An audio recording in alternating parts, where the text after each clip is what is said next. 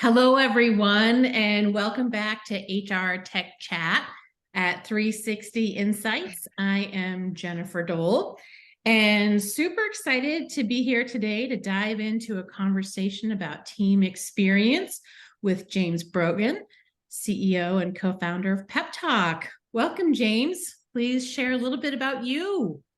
Thanks, Jennifer. James Brogan, CEO and co-founder of PepTalk.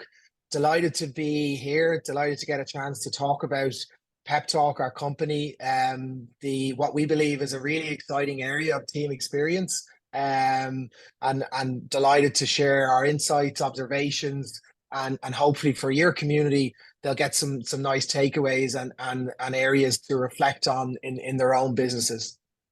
Great. Well, thank you for being here. Really appreciate it. I know you're busy. Let's dive into team experience. I haven't really heard anyone talking about team experience. What is it? Yeah, listen, and to give you a bit of background first, Jennifer, I come from, and our co-founders come from a high performance background. So I would have spent a lot of time in my 20s being exposed to high performing teams in Ireland. Would have played a sport there that's the most popular sport in Ireland, equivalent to anything you might have in the US in terms of its popularity. But the big things we took out at that time was, I think, firstly, the importance, what are those characteristics or fundamentals that make up great teams? And for me, the big thing about a great team, it doesn't happen by accident. It Yep. has to be intentionally focused on.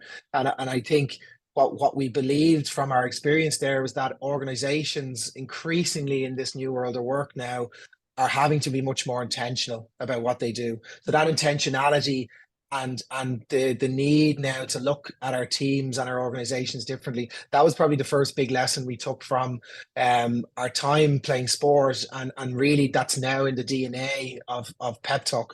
The second is definitely around, for me, this was we took away this idea of, and it's a little bit of a cliche, but a team is only as good of all of its parts.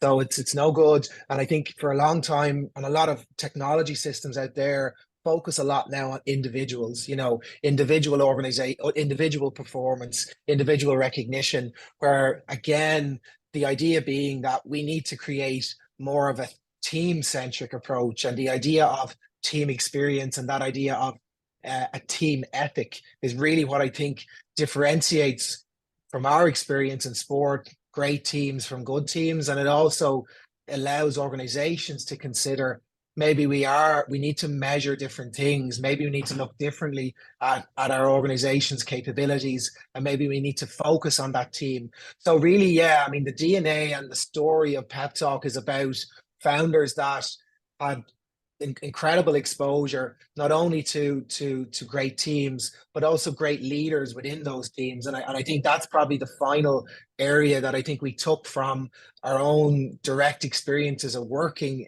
and being part of sport. It was that leadership can be something that can be really built, and there's skills that we all can learn to be better leaders. And I think there was an incredible stat I think I read a couple of weeks ago that right now, 2/3 of people's connection to culture in an organization is totally built around their manager.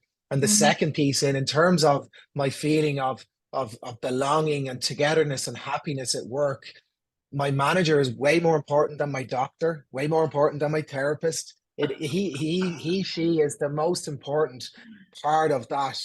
How does it feel? How does it feel to be part of Yeah. this organization? So to summarize, they were probably three of the really key principles that we took when we decided to take PepTalk and build a technology product that we felt would change how people and organizations look at their organization. And obviously, what we really feel now, to summarize it, the culture of the organization has shifted, whereby the team is really now where it all happens. It's where we get our work done. It's Mhm. where we feel either part of the organization or we don't.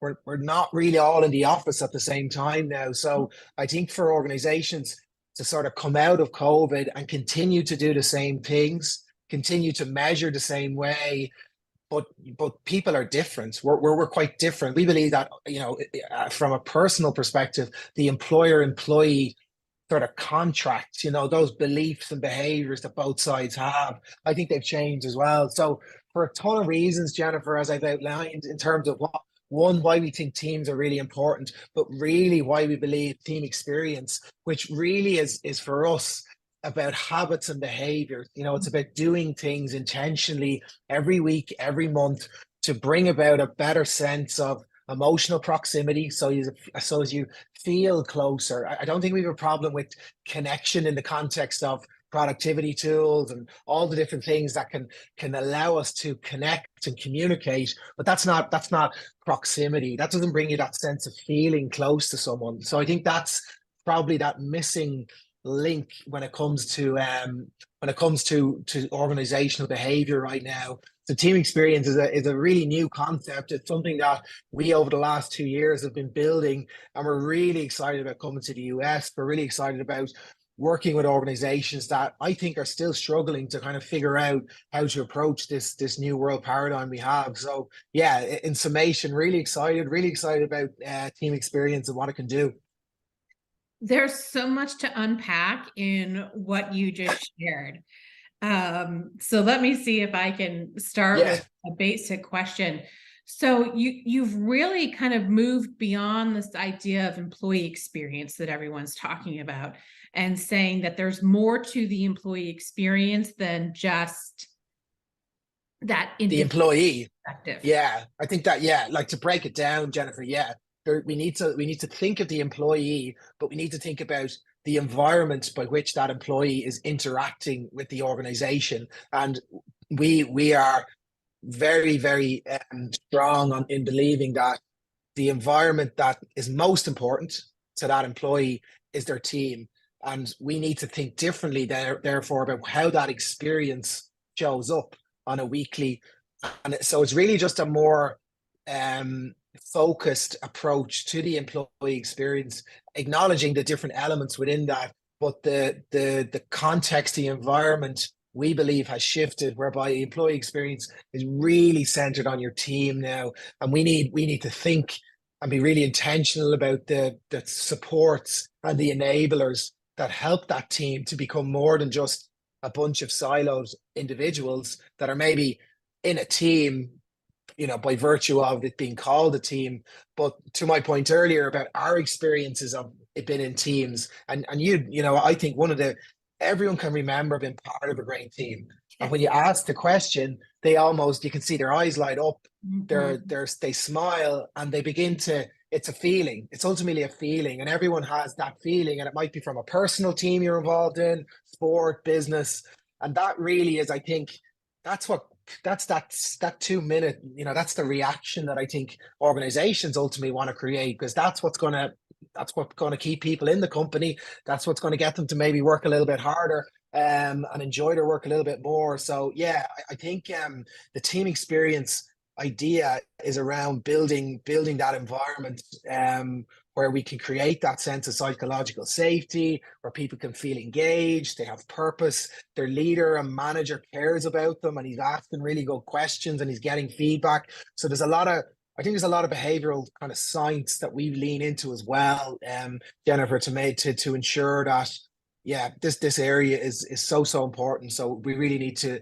really lean into making it a reality now for lots of organizations around the globe. Yeah, I certainly appreciate how you're bringing psychology into this. And you've mentioned the word emotional proximity. Can you tell me a little bit more about that? Yeah, I mean, and again, just for, I suppose, to break it down really simply for me, and based on our research in this space, it's about feeling seen. It's about this idea of feeling that there is more than. So if you think about it, there's been this preoccupation with getting people back in the office so they can be seen, so we can see them. But really, even if they're in the office and they're over across the hall there, that's not creating any sense of emotional connection with that person.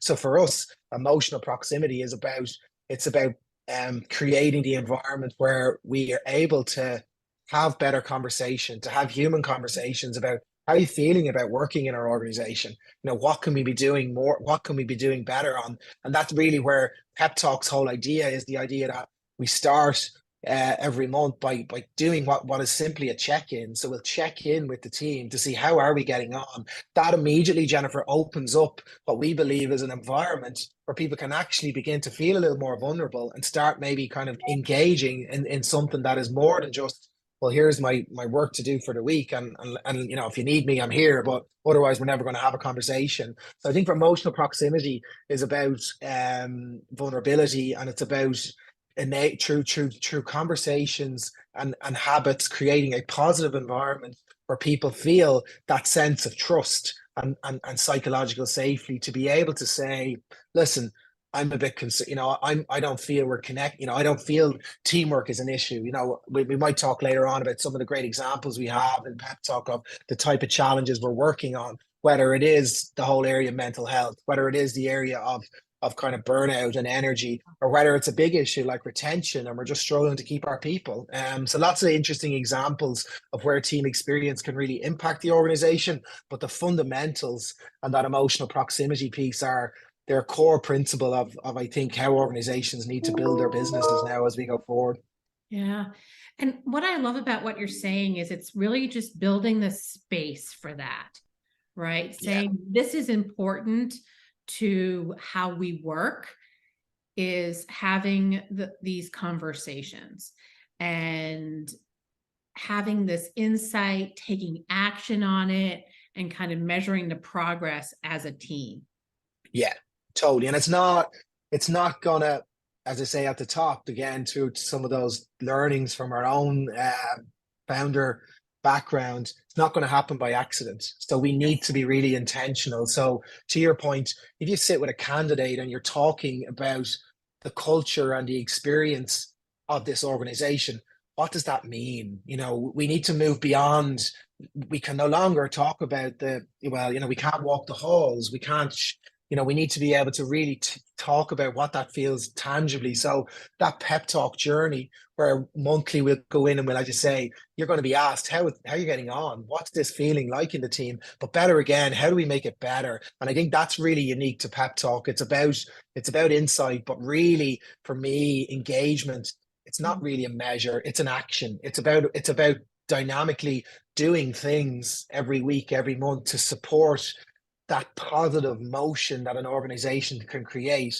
It's almost trying to bottle up that feeling that we spoke about earlier, Yes. and create this rhythm. And I think, organizations are very good at creating operational processes, but we need to create cultural processes. We need to create things that are just happening, rituals that happen every week, the check-in every month, the team talk, which I'll touch on, is this really unique concept we've designed where we're helping organizations with the data, but then we're giving leaders in particular the opportunity to be able to create that environment, Jennifer, to do a team talk. It might be on burnout, it might be on something around diversity and inclusion, it might be on team connection, but it's just maybe at times it's a bit of a crutch. It's something that, it's not easy for a lot of managers and leaders. As I touched on, I think they're a cohort that have gone through a ton of challenges over the last number of years, Yep. still feel they're probably a little bit underserviced when it comes to technology enablers that can support them.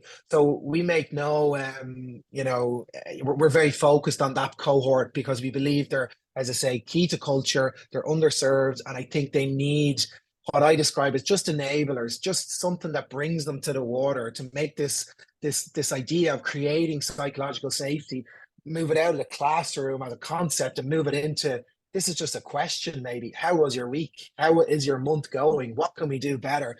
And I think breaking it down into really simple terms, simple questions for a lot of our leaders and managers out there is really what they need now. They don't need another lecture on a psychological safety. They just need something to do every month to bring that to the table. So we're very much trying to make this simple, accessible, and easy for people to get involved, Jennifer. Yeah. Yeah.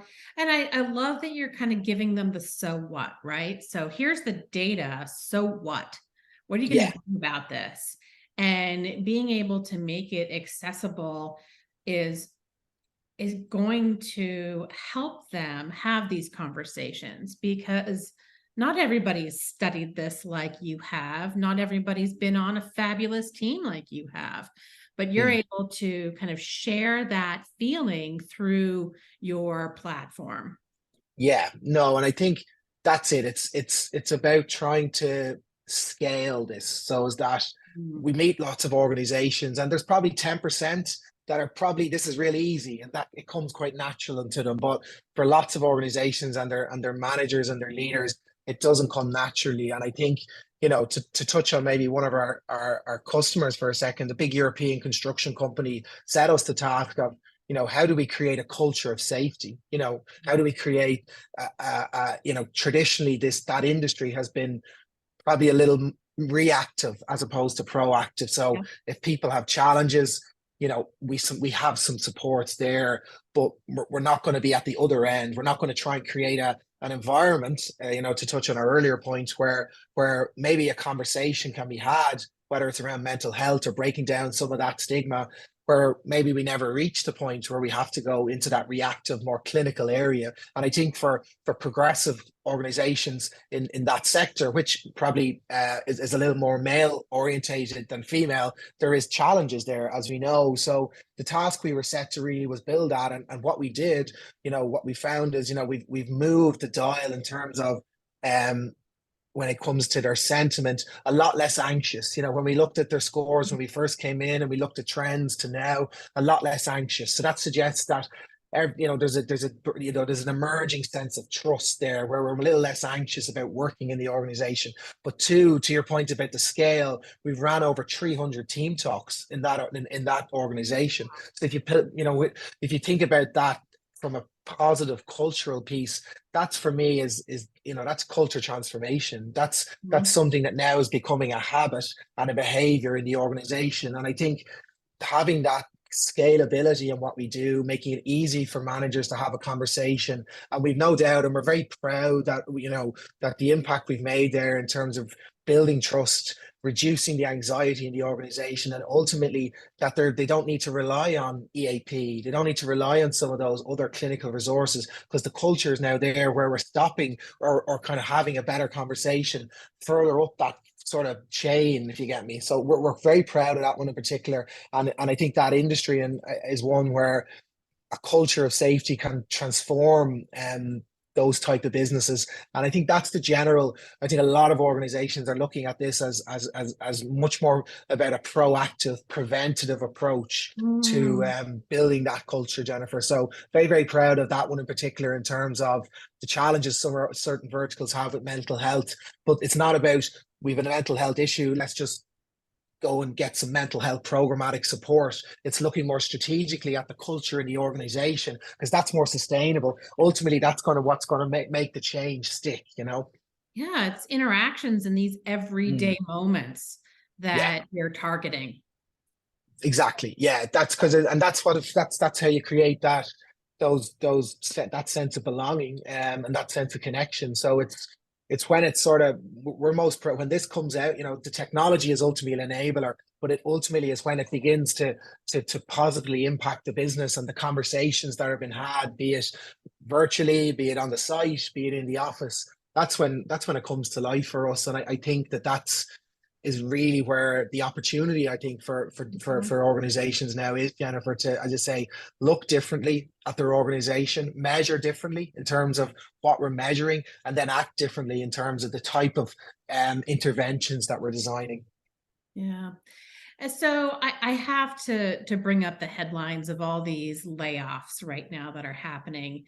And I think about the survivors of these layoffs and these Yeah, restructurings and how having access to this platform would make such a difference in kind of rebuilding the culture of the organization, rebuilding the teams and the confidence. Do yeah. you see that? Oh, yeah. Listen, I think I don't think you can underestimate the enormous change that is now occurring in a lot of those organizations. And I think with any sort of change, Jennifer, comes a huge amount of um, um, at times anxiety for the employee base that have been left. So when you think of it in terms of what we spoke about earlier, the ability for an organization to to be able to understand how are we feeling about these changes, because it isn't just going to be a week, it'll be a number of months or maybe even a year of transition from where we were to where we've been. And that idea of pep talk being able to go in and generate those insights, get a sense of where we're at as a team, because you'll probably have some teams that are okay and you're going to have some teams that, again, coming to my point about one size fits all here isn't going to really work. You need to be much more granular and focused, but being able to at source understand some of those challenges and then begin to start dealing with them. I think that's a very important part of the change process that is sometimes missed, where we're just so focused on, okay, we've less people are going to have to do less things, but what's that feeling like for me? Because ultimately, if I'm not really engaged or energized about these changes, it isn't going to succeed. So I think organizations, in some ways, the easy part is the operational and the plan to operationalize how we're going to change. But the human beings that are left in the room, what are we doing for them? And I think that's the idea of where pep talk can play a really big role in elevating the importance of thinking about how people are feeling about what this is meaning for them, and then also intervening and acting on that in a very immediate fashion. So I think that's where ultimately they're going to have to re-energize and reimagine some of the experience of those employees. And how amazing would it be to go in and talk about team experience, for example, as a way of looking differently as how we're going to interact now going forward. So I think from some of that challenging environment, a solution like pep talk can definitely provide a renewed momentum into an organization. But I think that sort of motion, Jennifer, I think can really help with what is a challenging environment. But acknowledging the importance of the human being in the room is really where you're going to get that re-engagement, I believe. Yeah. And the aha moment for me through that is, if you're doing an employee survey, you're not doing it as regularly as change is happening. Yeah. But with pep talk, you're in there building those habits, building that routine, having that be the constant as people come onto the team or exit the team. Yeah. So, Yeah. It's exactly that. And I think that's the biggest challenge with and this is not like the surveys have a role to play. But the challenge is, how do we dynamically use this data to intervene in a with a speed and with an urgency where the issue or the challenge hasn't kind of disappeared, So I do think the idea of being really focused on what data we want to get from the employees, and that's where the team experience, in terms of when we've looked very closely at what we believe are those areas that impact team performance and team dynamics, and that's what we're zoning in on. So that means we can't ask, we want this to be, the check-in, that piece of the journey takes less than 10 seconds. So you're getting in and you're getting that, it almost feels like that, your timeout in basketball, that little kind of timeout, 10 seconds, and then we're back on the court and we're going again, and we'll take another timeout, and it's just that motion. So it's a survey, I think, is a slightly different type of intervention, and the challenge is action. But I think what we believe, this pep talk is just running. It's always running in the background. It's what your habits and behaviors are built on. And the more we work with organizations, Jennifer, the better we get to understand them. The better we get to understand their maybe it's like the natural ebb and flow of a human being. And the organizations are ultimately a group of individual people that are there, and they all have their own rhythms. So the idea that organizations aren't in any way analyzing the rhythm of their people, it feels like, that's a real missing data point, not only for the performance of the business, because that's ultimately, we want organizations that are looking to perform, to be out, and maybe, as you say, with less than they've had before. So having a sports team would never go on the field without understanding that now. And I think that idea of seeing your team as something that we can build a rhythm around how we're feeling and how we're getting on a monthly basis. That's for personally, I'm really excited about what that could do. And we use it ourselves and PepTalk, and we see the impact ourselves. So I think for bigger organizations, there's a ton of really exciting opportunity there. Yeah, I do too. I feel like we've just scratched the surface on Yeah, we so could many talk different for hours. areas. You Yeah. just can't cover it all in a short period of time. But you've really kind of demonstrated enthusiasm and expertise in this area of team experience. And I look forward to following your progress and your customers' progress and really um, using these behaviors and routines as a way to help companies grow. And so, Yeah, we're really excited because I think ultimately, every organization right now is struggling with connecting their culture. They might have a challenge with retention, they may have a challenge with engagement, and we need to do something different to sort of address those concerns. And I think that's where team experience as a concept, I think our ability to help leaders is a very important component to that. And then the measures and the actions that we can drive off the back of it, Jennifer. So yeah, we're excited to be in the US. We're already, having such wonderful conversations with the companies that we're already chatting to. I think there's a ton of excitement about the space, and it's something different. And I think that's what we need now. We need to think differently. And I think that's what PepTalk is ultimately bringing, is a different perspective on challenges that organizations have been dealing with now for a number of years, and maybe not getting the results that they might hope for. And, we some amazing stats around a big telecommunications company that has seen retention drop by almost 10% off the back of a year-long engagement with PepTalk. So, for organizations out there that are struggling with, are worried about, losing their best people, which is really a focus, I'm sure now, keeping our best people and engaging them. We'd love to obviously have a conversation. But again, want to thank you and the team for today and getting a chance to, as you say, we could talk for a number of episodes, I think, to really dig into things. But yeah, enjoy the conversation. yeah, that was just a beautiful wrap up of all that we've talked about today. So thank you very much for being here and look forward to future conversations. Thanks, Jennifer. Take care. Bye. Bye bye.